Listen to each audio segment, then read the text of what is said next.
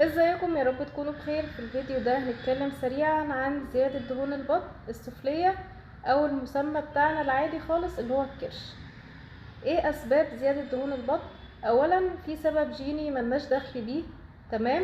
تاني سبب معايا ان انا بمارس عادات غذائية غير صحية، باكل جانك فود فاست فود كتير، بشرب مشروبات غازية كتير خصوصا بالليل، وان انا بستهلك دقيق ابيض كتير.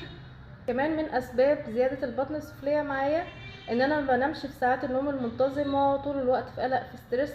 ده بيعلي هرمون اسمه الكورتيزول والانسولين، دول اصحاب. لما ده بيعلى ده بيعلى، والانسولين بيؤدي الى تخزين دهون، تمام كده. طيب هل دي بس الاسباب معايا؟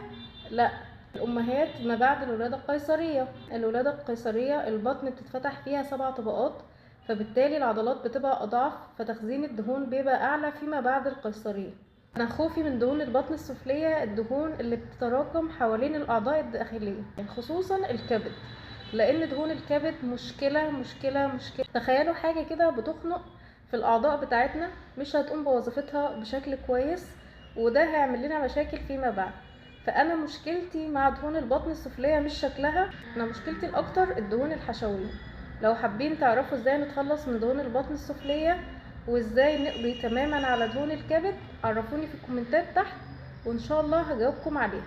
دمتم بخير وشكرا.